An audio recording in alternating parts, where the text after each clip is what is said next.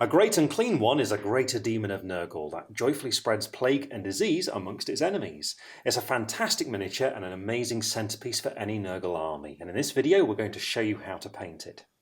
Now we've chosen to build our example with a massive bile sword and a plague flail, but by following the methods and techniques we're going to show you, you can paint any of the variants that you want to build. So without further ado, let's get started.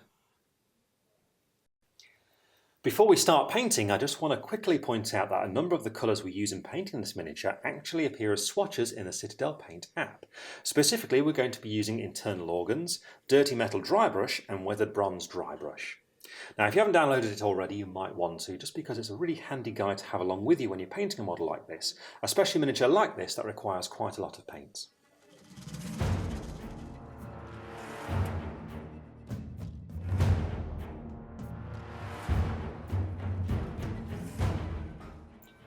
The first stage of painting your miniature is to undercoat it, and for this I've chosen to go for Death Guard green spray, which you can see my miniature has been sprayed with just here. You'll also see I've got a sub-assembly here. I've built the entire plague flail separately. Now the reason for this is because getting to the detail on the back of the hand here is really tricky if that flail's glued in place. So what we're going to do is paint both these parts separately, and once they're complete we'll glue them together at the end.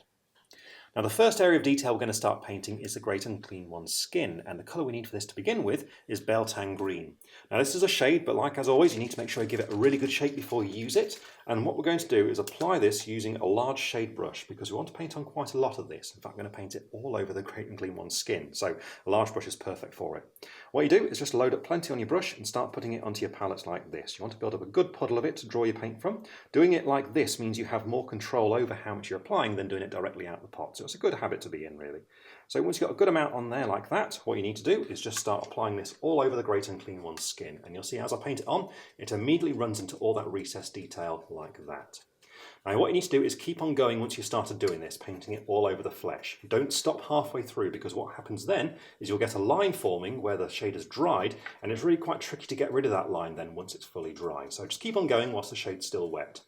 It will take quite a bit of time to dry as well. It's a good idea to leave your miniature for about an hour, and as it's drying just keep an eye on it as well, because when you're applying this much shade you will find it tends to pull towards the bottom of the miniature, in particular around little details such as just around here in the guts.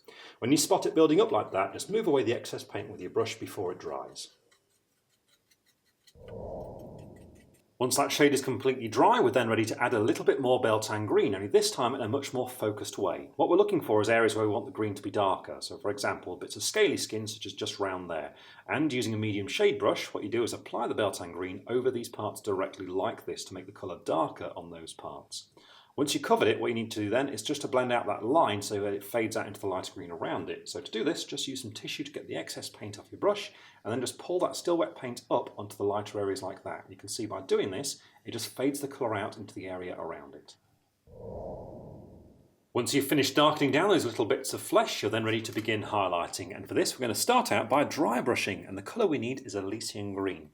Now you need a large dry brush to do this, and this technique what it requires is just getting a little bit of this paint on your brush like this, and then get hold of some tissue and use that to work the paint into the bristles like this, and then use it as well to get rid of the excess paint off your brush. You don't want very much left on it before you start applying it to your miniature. And what you do once you've done that is start applying it with a particular technique. What you're looking to do is to draw the paint across raised detail, so don't run along it like this, the bristles fall into it. What you want to do is go directly across it like this, so as I start applying it in this technique, you can see the colour starts to catch the raised areas like that and gives us a really nice highlight really quickly and really easily. Now as you do this, the one area to watch and not do it quite so heavily on is where you've done those darker bits. So for example, the scales on the back just here, what I'm going to do is just very, very lightly go over like that just to catch a little highlight on some of those scales, but I'm going to be much heavier around it so that it stays a bit darker on those areas. With that dry brush applied, the texture is now really starting to come out, and what we need to do is apply a second dry brush to highlight it just a little bit further. This time we're going to use Nurgling Green, but the application is just like what we've done previously really. Still using a large dry brush, you just need to get a little bit of this paint and use some tissue to work it in amongst the bristles. Now this time we're looking for a lighter highlight, so you need to make sure you get rid of more paint than you did previously. So you want to be applying very little as you start painting onto the miniature. But the technique is the same as before, just lightly start flicking the brush back and forth across it like that, so the colour just starts to catch the raised texture. And you can see I'm being quite light and delicate with this, so I'm getting some fine highlights starting to appear just along there and along there. With that dry brushing complete, you can see now all the details in the flesh are really standing out clearly and the model's looking great already. And now we're ready to begin working on some smaller details in the flesh. Now the first of these is going to be the bags underneath the eyes, and for this all we need is Collier green shade. But this time with the shade we're going to apply it using a small layer brush because we don't need very much here. You want to be very controlled about where you're applying it. So use your palette to help out with that, making sure your brush isn't overloaded. And once you're ready, all you've got to do is start painting it onto these details. So I'm going to begin on the bags just underneath this eye just here. Just running the shade over it there like that. And if you want the colour to be stronger and for these to be darker, just apply a second coat once the first coat is completely dry. But the choice really is yours. With that detail painted, we're now ready for another smaller detail, and this is also on the face. This time we're going to be painting in the lips. Now for this we're going to start out with a base coat of Cadian Flesh Tone, and then we'll shade over these details with Druki Violet. After that we're ready to highlight them, and for this we need Kislev Flesh. But we're going to be starting out with our base coat of Cadian Flesh Tone, which I'm going to be applying again using my small layer brush. And what you want to do this time is again use your palette, but we now need to add a little bit of water to the paint, and I recommend you do this with all layer and base paints. Just mix it in like this because doing so smooths the paint down, so it flows smoother, dries smoother, and goes a little bit further too. It also means you have much more control over where you're exactly applying it to. But you must make sure your brush isn't overloaded, so just twist it like this to get rid of the excess paint, and when you're ready, you're now ready to start blocking in this detail. So I'm going to start on the lower lip just here, and all you've got to do is start applying the colour like this, running it into the recessed areas, but you can see that some of that green is still showing through. So what I will be doing is applying this coat, allowing it to dry, and applying a second thin coat in exactly the same way. Now there is an upper lip to paint as well. It's very small, it's just on the underside just here, but you want to get this too. And when you paint this in, just be careful not to go over that green line that we've got built up from the dry brushing earlier. You just want to go just up to it, but not quite over it. With the base coat applied, we're now ready to shade the lips using Druki Violet, and apply this with your small layer brush once more, like with the bags under the eyes, just focusing the colour on these areas being as neat as you can. Now some of these parts do go onto the green, so you can see just here how we don't have a solid line between the two colours. So what I recommend you do here is, like earlier on when we did the darker green, just get rid of the excess shade off your brush whilst it's still wet, and then just draw it out gently onto the green like that, just to blend the two colours together. Once the shade is completely dry, you're ready to apply a highlight of Kislev Flesh to the lips, and still use your small layer brush and apply this colour as lines running along the ridges in the lips like this, just to really emphasise that texture. And with that, the lips are complete, and we can now move on to the next smaller detail, and this is going to be the nipples. Now for this, we're going to start out with a base coat of Baneblade Brown, then shade over them with Reikland Flesh Shade. After that, we need to highlight them, and for this we're going to need Cadian Flesh Tone. But we're going to be starting out first of all with Baneblade Brown for our initial colour, and I'm going to be applying this using my small layer brush once more. And as before, when you're base coating the lips, you just need to make sure you thin the paint down with a little bit of water so you've got lots of control over it. And once you've done so, all you've got to do is start base coating these details. And once again, you'll need to apply 2 thin coats of this colour.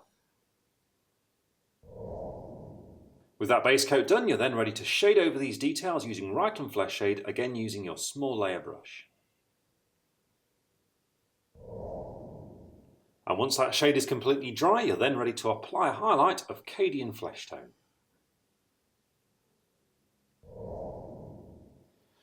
With those smaller details now painted in, we're ready to move on to some much larger details, because the next thing we need to paint is all those rips and tears that are in the skin that are revealing all the muscle, fat and guts.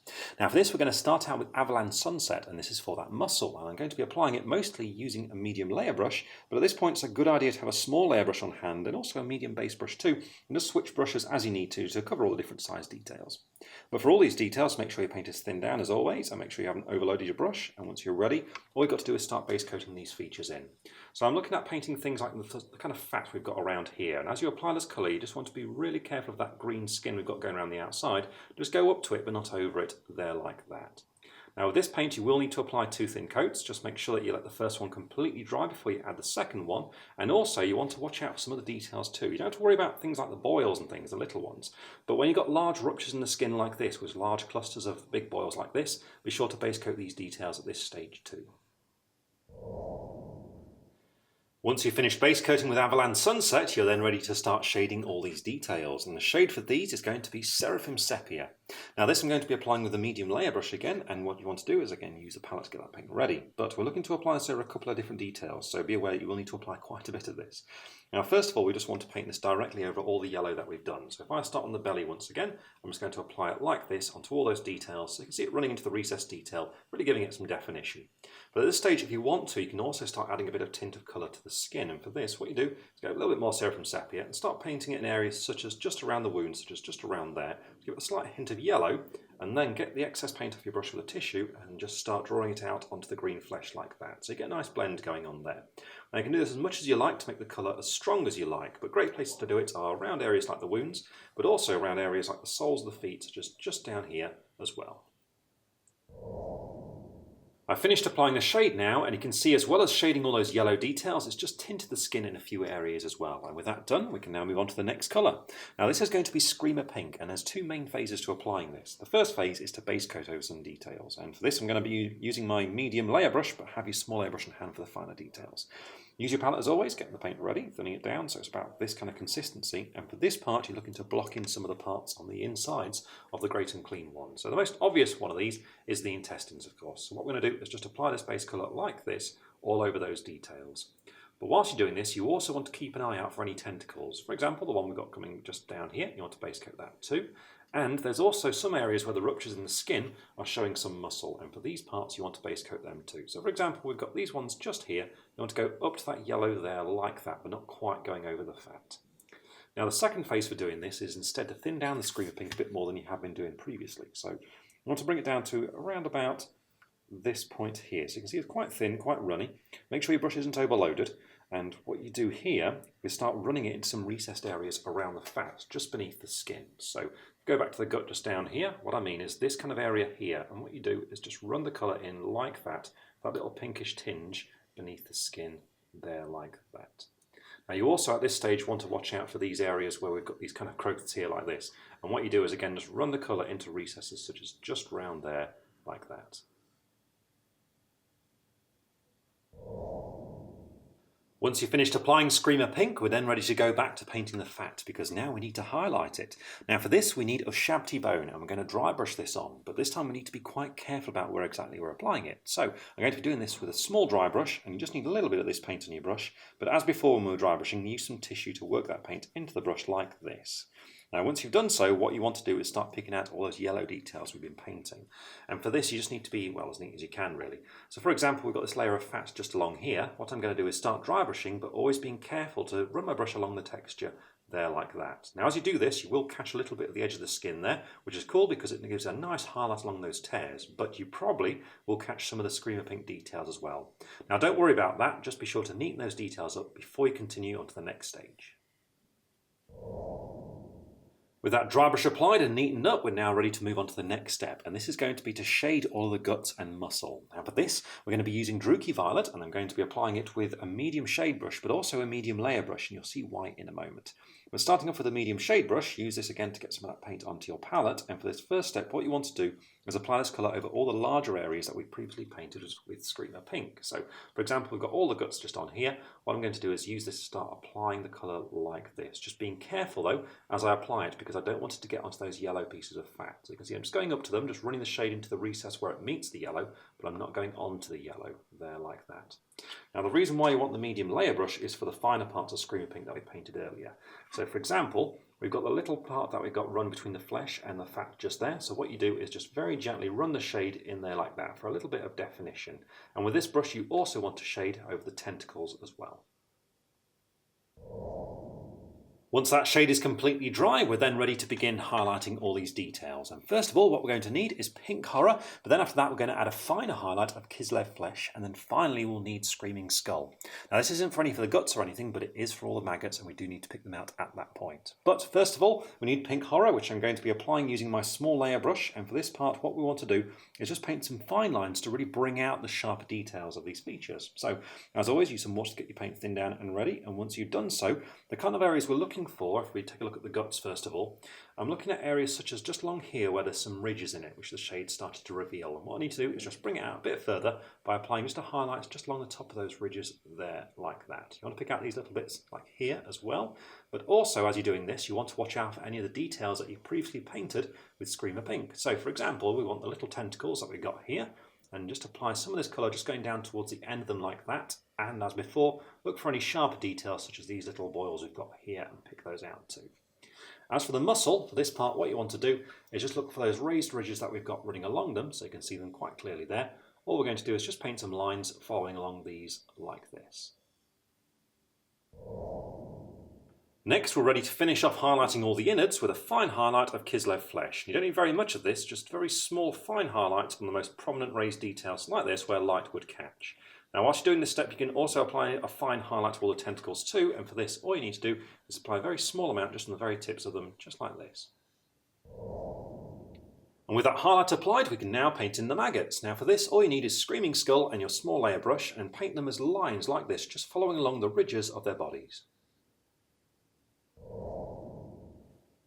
With all that muscle, guts and innards now all painted, we're ready to move on to the next area of detail, and this is going to be all the bone. Now the first colour for painting this is Zandri Dust, which I'm going to be applying using a medium layer brush, but you might want to have a small layer brush on hand for some smaller details because, well, some of these details are the teeth and you will need a lot of control around those parts. Now once your paint is ready, all you've got to do is start base coating these parts, and I'm going to start on the most obvious one, which is the horns just up here, and you want to go right up to where it meets the green flesh there like that. On the teeth, just be really careful as you work this colour in amongst all the mouth there. You don't want to catch it on the lips, so just very gently there like that. And one of the detail to watch out for is any skulls on the miniature. And on here we've got some just in the back of the arm, just here, so be sure to get these parts too. And with this colour you will need to apply 2 thin coats. With that base coat applied, we're now ready to start shading all the bone, and for this we need 2 different shades. First of all, we're going to use Seraphim Sepia, and then we're going to add some Agrax Earthshade as well. But we need to start out with Seraphim Sepia, and this shade is to go all over these areas of bone. So I'm going to apply this using my medium layer brush, and what you want to do is use the palette to make sure your brush isn't overloaded there. But once you've got it ready, all you need to do is start applying this all over the bone, so all over the horn like this, so it settles nicely in all that recessed detail. With that shade completely dry, we're now ready to move on to the next colour, which is Agrax Earthshade. Now this is to darken down the horns towards the tips of them. So we want to start around about halfway, around about here, and apply the shade on like this to darken them down here. But we need to fade it out into the lighter coloured bone just to the base of it. So what you do, once you've applied some, just get the excess paint off your brush and just draw it down onto the horns there like that to fade it out, just like we were doing on the skin earlier on. Now during this step you also want to do this to the teeth, and you want to cut these large teeth just here, but as you paint this area be sure to run some of this shade into the recesses of them as well, just to darken them down like this. And once that first coat of Agrax Earthshade is completely dry, we're now going to add a second one using the same technique, but this time going up a little bit further towards the tips of the horns. So around about this point upwards here to make them darker as we get towards the ends. Now if you want to, you can make the ends even darker, the choice really is yours, but if you want to, just wait for this coat to dry and add another coat as well, just a little bit further towards the tips.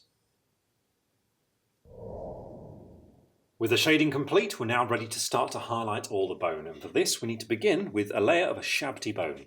Now I'm going to be applying this with my small layer brush because we need quite a lot of control over the details that we're going to paint here, and there's a few different methods to it. So what we're going to do is start out as always with the palette by thinning the paint down so it's nice and smooth, and you want it to be kind of about this consistency just here, there like that. So you see it's quite transparent and flowing very easily.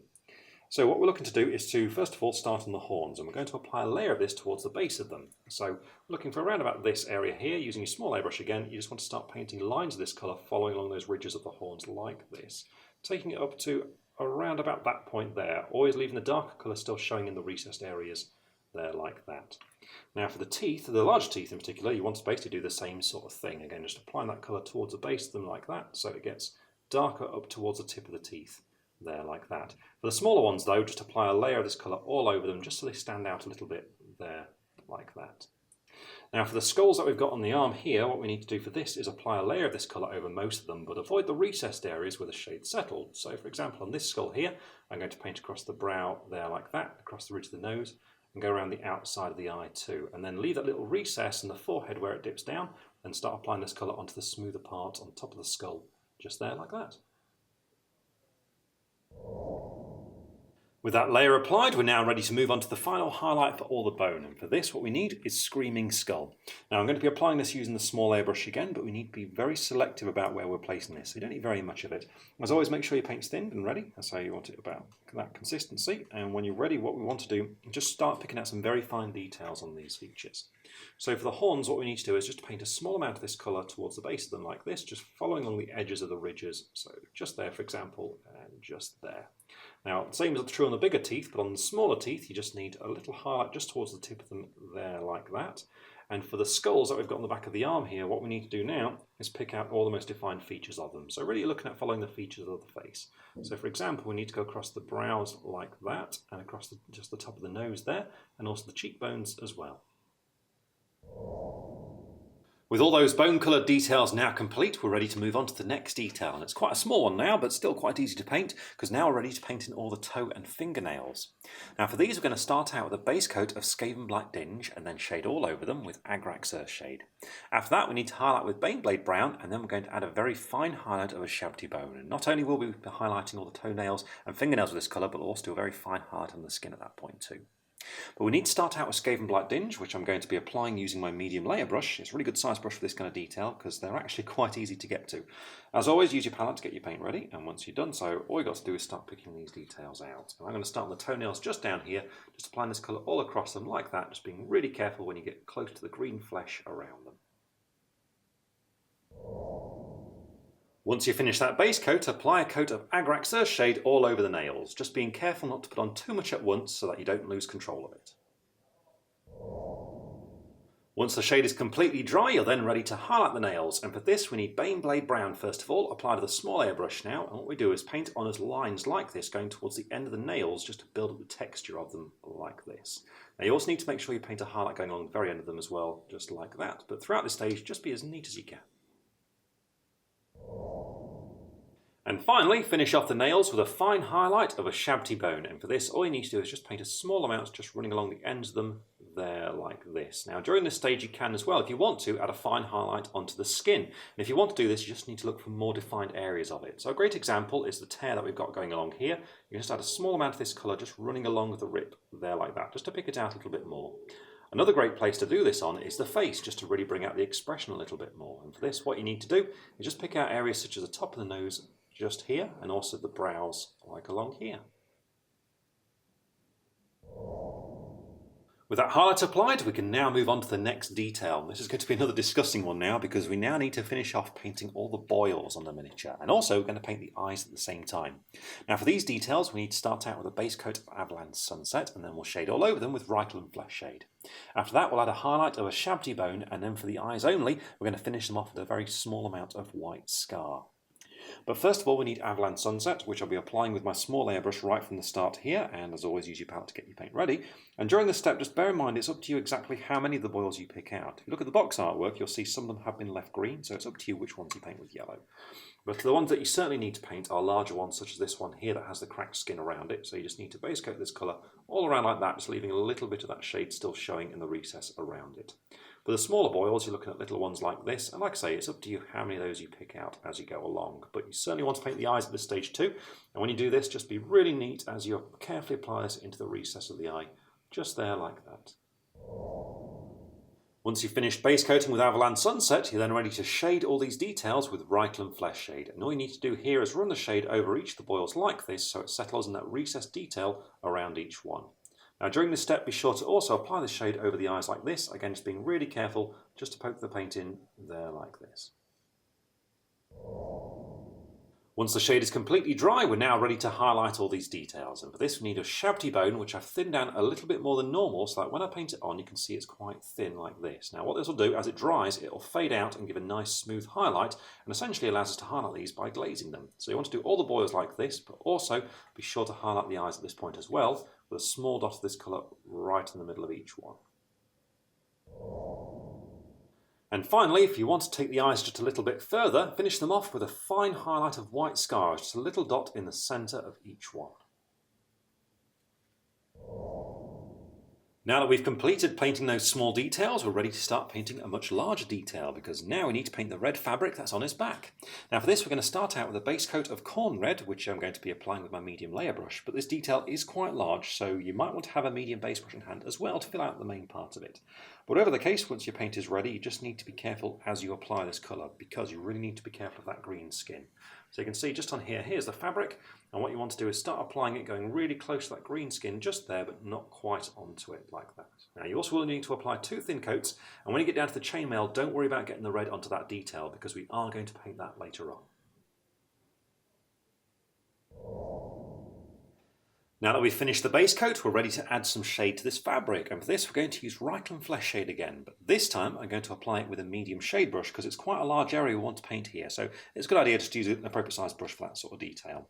So use your palette again, and the trick here is to make sure you don't put on too much at once so that you don't lose control of it and get it onto the green skin. So what I recommend you do is look for one of the more middle areas of the fabric, so for example around about here, apply a shade to this area like this so it doesn't really matter where exactly it's going, and then just draw that shade out towards the edge like this so you've got lots of control over it as you get to where the green skin is. Once the shade's completely dry, we're then ready to start highlighting this fabric, and for this we're going to start out with tusk or fur.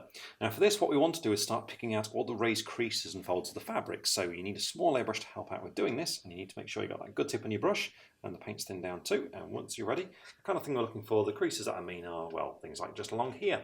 What you do is look for the very top of that crease, so we're looking kind of down the middle there, and you just very gently just run your brush down that line there like that to get a nice highlight on it.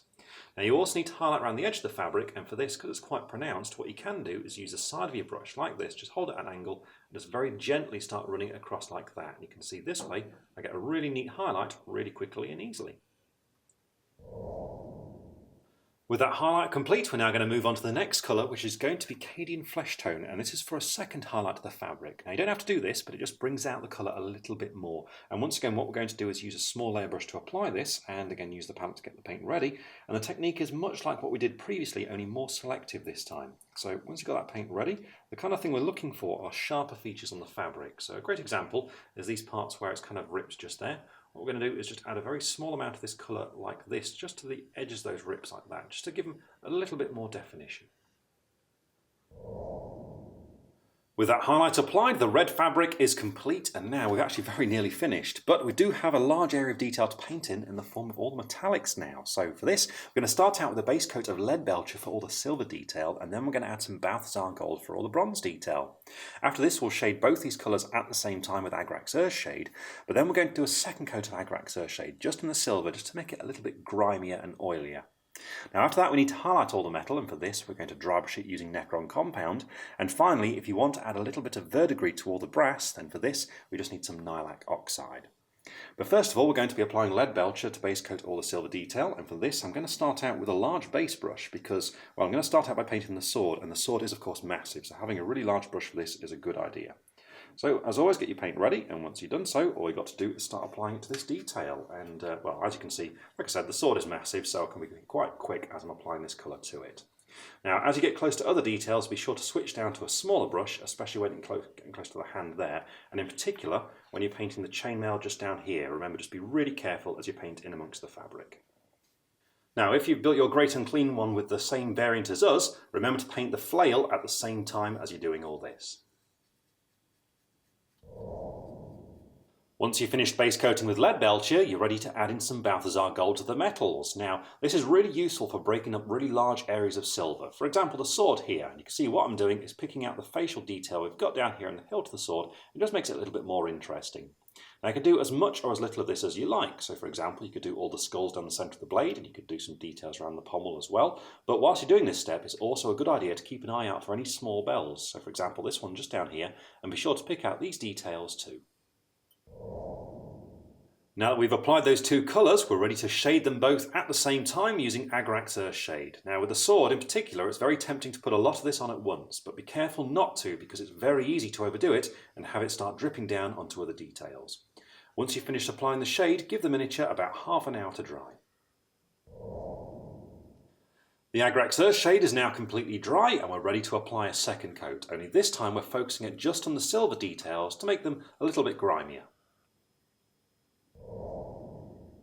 With that second coat completely dry as well, we're now ready to highlight all the metal, and for this we're going to dry brush it using Necron Compound. Very lightly like this, so you can see the silver starting to catch the sharper edges of the details to give them a really nice highlight really quickly and easily. Now the only area to be really careful when you're doing this is down around the chainmail, just down here. As you're doing this, just really take your time and be careful with the brush so as to avoid getting it onto the red fabric. And finally, you can add some colour to the bronze details in the form of verdigris by using Nailac Oxide. Now for this you only need small amounts applied with a small layer brush into recessed details like this. It adds a nice bit of colour to it as you can see, but remember with effects like this, less is more, so don't go overboard with it. We've now completed all the metal details, and with that we've actually finished everything that's on the main body of the Great Unclean One. But we still have a few details left to paint on the flail, so we're going to complete those now. First of all, we need to paint the large stone skulls, and for this we're going to start out with Dawnstone, then shade all over them with Reikland Flesh Shade. After that we're going to dry brush Dawnstone on them to soften the colour a little bit, make them a little bit lighter, and then to finish off we'll lightly dry brush them with a Shabti Bone. But first of all we need to base coat with Dawnstone, which I'm going to be applying using a medium base brush, and again use your palette to get your paint ready. But for this first step all you've got to do is get an even coat of this colour all across them. So once you've got your paint ready on the palette, it's just a matter of applying this on. And as you do paint this colour on, you just need to be careful around the top of the skulls here where it meets the metal. You see I'm just being really neat as I apply the colour up to that part. But you can also see the colour's a little transparent, so I will be applying a second thin coat before we move on to the next step. With the base coat applied, we're now ready to shade the skulls with a coat of Reikland Flesh Shade painted all over them, again being really careful when you get close to the metal at the top. Once the shade is completely dry, we're going to go back to Dawnstone, only this time dry brushing it on, very softly like this, so the colour builds up on the flatter areas and leaves that shade still showing in the recessed detail. And finally lightly dry brush the skulls using a Shabti Bone, focusing the colour on all the sharpest edges and details. With those stone skulls now painted, we just have one more detail left to do to finish the miniature off, and that is to paint the mist cuts coming from the flail. Now for this we need to start out with a base coat of Celestra Grey and then shade all over the mist with Colia Green Shade. After that we'll add a layer of Ulthuan Grey to start to lighten it up, and then finish off with a highlight of White Scar. But we're going to be starting out with Celestra Grey, which I'm going to be applying with my medium layer brush, and again use your palette to get the paint ready. And what we need to do here is build up a really solid good base coat for all the remaining paints to follow on from. So as always, make sure your paint's thinned down, but as you apply it, the key is to keep it smooth, so you can see I've thinned it down to help out with doing that, but also under control, especially when you're getting close to the metal like that. And with this paint, remember, apply 2 thin coats. Next, apply a coat of Colia Green Shade all over the mist, being careful as you apply it so as not to get it onto the metal or the stone. In particular, be careful when you're applying this shade to the mist that's behind those chains. Really take your time with that one. Once that shade is completely dry, you're ready to apply a layer of Ulthuan Grey. And with this colour, what you want to do is to paint over most of the mist, but avoiding the recessed areas, leaving that strong colour still showing in those areas.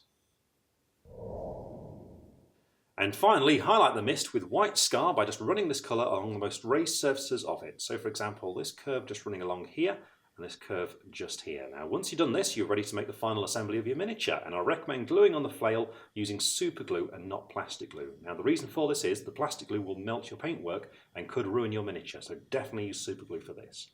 And once you've done that, all you've got to do is base it, and as always I recommend you base it in the same way as the rest of your army.